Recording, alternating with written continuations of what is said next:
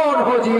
انہوں نے میں تو پرائم منسٹر ہوں، تم نے بہت قتل کیے نا، تمہاری کتنی نیکیاں ہیں؟ اللہ کے نبی علیہ السلام فرماتے ہیں ایک ایک نیکیاں انسانوں کی، مسلمانوں کی ایک ایک نیکیاں ان کو دی جائیں گی جن پر انسان نے دنیا میں کسی پر ظلم و زیادتی کی ہوگی، یہاں تک کہ اس کے گناہ، ان کے ٹوٹل گناہ اس بندے پر ڈال دیے جائیں گے اور اس کو گھسیٹ کر جنت میں، جہنم میں ڈال دیا جائے گا۔ اتنا آسان نہیں ہے، یہ سسٹم ہے دنیا کے کسی اور مذہب میں نہیں ہے۔ ہندو بھائیوں سے پوچھو کہ دنیا میں زندگی میں کیسے زندگی گزارے، دنیا میں کیسے، اگر کوئی کسی کا مال ہڑپ لے تو کیا قانون ہے؟ رگ وید سے پوچھیے، اتھرو وید سے پوچھیے، رامائن سے پوچھیے، مہابھارت سے پوچھیے، وہ کہیں گے کہ ہمارے پاس کوئی قانون نہیں ہے، ہمارے پاس تو یہ ہے کہ جس کا ڈنڈا، جس کی لاٹھی، اس کی بھینس، جو جتنا بڑا دبنگ اس کی اتنی ہی حکومت۔ کیا کوئی قانون نہیں ہے ایشور کی طرف سے؟ وہ کہے گا کہ نہیں، بس صرف مرنے کے بعد واپس شاستے پر شانتی یم روپم بھینکرم، یمراج آئے گا، اچھا انسان ہوگا، اچھی آتما ہوگی تو اس کی آتما کو لے کر آسانی کے ساتھ اس کی آتما کو لے کر جائیں گے، اس کو سورگ میں یا نرک میں ڈال دیں گے۔ لیکن اگر کوئی بری آتما ہے، یم روپم بھینکرم، تو اس کی آتما کو کھینچتے سمے ہی، لیتے سمے ہی اس کو تکلیف ہوگی، لیکن اس کو لے کے جا کے نرک میں ڈال دیں گے، باقی اور کچھ کل قیامت میں کچھ نہیں۔ یہ صرف نظام ہے۔ اما عائشہ صدیقہ رضی اللہ تعالی عنہ فرماتی ہیں من ادعا ما لیس له فلیس منا، جو کسی ایسی چیز کا دعویٰ کرے جو اس کی نہیں ہے، اللہ کے نبی فرماتے ہیں کہ فلیس منا، وہ ہم میں سے نہیں۔ دو حقوق ہو گئے، ایک اللہ کا حق، اگر آپ ادا نہیں کرتے ہیں تو اللہ ہو سکتا ہے کہ اپنے فضل سے آپ کو معاف کر دے، لیکن ایک کس کا حق؟ ایک انسانوں کے حقوق ہوتے ہیں، بندوں کے حقوق ہوتے ہیں۔ آپ نے کسی کا پیسہ لیا تو you have to pay to them, ان کو ادا کرنا آپ کے لیے ضروری ہے۔ اگر آپ نے دنیا کے اندر میں اگر کوئی گڑبڑی کی ہے، دنیا کے اندر میں اگر آپ نے الٹا سیدھا کیا ہے، میرے بھائیوں کبھی نہیں ہو سکتا۔ اللہ کے نبی علیہ السلام کے پاس، آپ علیہ السلام کے پاس، بلکہ آپ علیہ السلام کے کچھ پیسے کسی کے پاس تھے، تو جب وہ دیکھا، اللہ کے نبی کو دیکھا کہ اے محمد ابن عبداللہ، رکو رکو رکو، تمہارے پیسے میرے پاس ہیں، تم یہیں رکو، کیا تم رکتے ہو یہاں پہ؟ میں لے کر آتا ہوں۔ کہا کہ ہاں ٹھیک ہے۔ اللہ کے نبی وہاں کھڑے رہے، کافی دیر تک کھڑے رہے،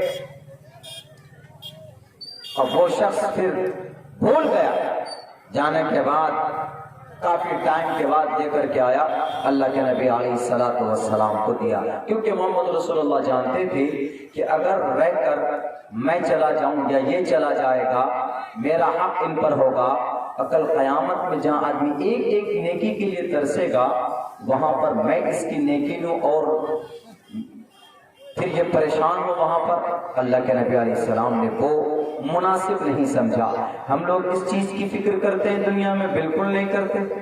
پیسہ کسی کا میرے پاس ہے تو جناب ناجائز طور پر ہڑپ لیتے ہیں، قبضہ کر لیتے ہیں، دیتے بھی نہیں ہیں۔ یہ دنیا کا سسٹم، دنیا کے اندر میں جتنا ظلم کرنا ہو کر لو، لیکن مرنے کے بعد جیسی آتما نکلی، روح قبض ہوا آپ سے، رب کا دور شروع ہو جاتا ہے۔ پھر دور تو یہاں پہ بھی ہے رب کا، رب کے ہی حکم اور رب کے ہی فرمان، رب کی ہی مشیت سے ہم لوگ جی رہے ہیں، لیکن باضابطہ کھلے عام کیا ہم دیکھ نہیں سکتے؟ اللہ کا کیا حکم ہمارے ساتھ آتا ہے ہم نہیں دیکھ نہیں سکتے کہ اللہ تبارک و تعالیٰ کا کیا قانون نافذ ہوا ہے، ہم فرشتوں کو نہیں دیکھ سکتے، لیکن مرنے کے بعد تو ڈائریکٹ موت آتے ہی، بلکہ موت آنے سے چند لمحہ پہلے سب کچھ دکھنے لگتا ہے۔ اسی لیے دنیا کے مسلمانوں، اتنی اچھی خوبصورت سسٹم، قانون، شریعت اللہ نے ہمیں اور آپ کو دیا ہے، اس کو خدا کے واسطے اس پر عمل کرو، اور حقوق العباد میں کوئی کمی کوتاہی مت کرو، کسی کے مال اور کسی کی دولت یا کسی کی زمین کے اوپر ناجائز طریقے پر ناجائز ڈھنگ سے اس کو وصولنے کی، اس کو لینے کی کوشش مت کرو۔ اگر لیا اور اس کو وصولنے کی کوشش کی، لوٹنے کی کوشش کی، تو آپ کی زندگی میں آپ بچ سکتے ہو، آپ پیسے دے کر اپنے آپ کو کیس سے بچا سکتے ہو، لیکن رب ذوالجلال کے دربار میں جب آپ کی حاضری ہوگی وہاں اچھے اچھوں کو نکل جائے گی، ساری دنیا ایک طرف یا ربی نفسی نفسی کا عالم ہوگا، نعرہ لگا رہا ہوگا، وہاں پر آپ کو اگر کوئی بچا سکتا ہے تو صرف آپ کا اچھا عمل آپ کو بتا سکتا، ورنہ کوئی مائی کا لال اس دن آپ کو نہیں بچا سکتا۔ دنیا میں ہوں گے آپ کے پاس طاقت ہے دنیاوی اعتبار سے، you are powerful, you have confident, lot of confidence, آپ کے سامنے کوئی کھڑا نہیں ہو سکتا، یو آر دبنگ، یو آر دادا، آپ دبنگ ہیں، بادشاہ ہیں، لیکن اللہ سے بڑے بادشاہ اور دبنگ آپ نہیں ہو سکتے اس زمین پر۔ بڑی محنت کے بعد ہم تک یہ سسٹم، یہ قانون آیا ہے، یہ سسٹم پہنچایا ہے۔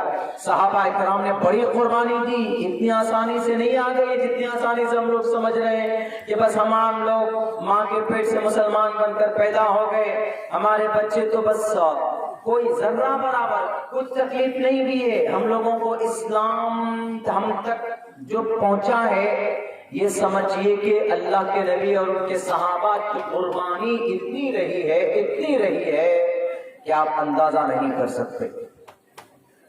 کفار پتہ کیسے کرتے تھے؟ کفار حضرت خباب کو ایک مرتبہ بلایا گیا اور کہا کہ خباب تم کس کو خدا مانتے ہو؟ انہوں نے کہا کہ ہم اللہ کو خدا مانتے۔ کہا کہ اچھا خدا مانتے ہو، کون نہیں مانو گے؟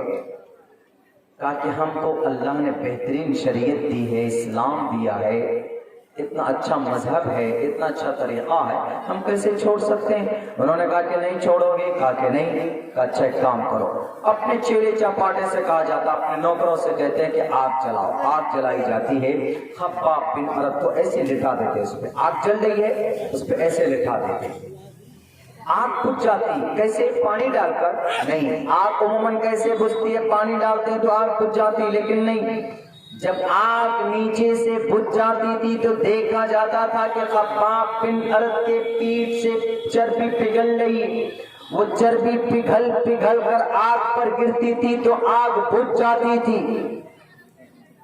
اب جا کر اسلام ہم تک پہنچا ہے، ایسے نہیں پہنچا ہے مسلمانوں۔ اسی لیے ہم اپنے اعمال بد سے، اپنے برے اعمال سے اس اسلام کو بدنام کرنے کی کوشش نہ کریں۔ بڑی قربانیاں دی گئی۔ اللہ کے نبی علیہ السلام کے نظروں کے سامنے میں حضرت بشیر ابن جندل کو مدینۃ المنورہ کے سامنے، مدینۃ المنورہ کی دھرتی پر اللہ کے نبی علیہ السلام کے نظروں کے سامنے میں چونکہ صلح اور معاہدہ ہو چکا تھا کہ اگر میرے علاقے کا، مکے کا کوئی شخص اگر آپ کے دھرم کو قبول کر کر آپ کے ساتھ جائیں گے تو آپ ان کو واپس کریں گے۔ تو اللہ کے نبی نے چونکہ معاہدہ کیا، وعدہ کر لیا تھا مشرکین اور کفار مکہ سے، تو بشیر ابن جندل کو جب پکڑ کر گھسیٹ رہے تھے لوگ تو نیچے پتھریلی زمین کی، ریتلی زمین تھی، کوڑا کرکٹ، کانٹے تھے، پتھر تھے، ان پتھروں پر ان کا بدن زخموں سے چور چور ہو چکا تھا۔ تب جا کر یہ اسلام ہم تک آیا ہے۔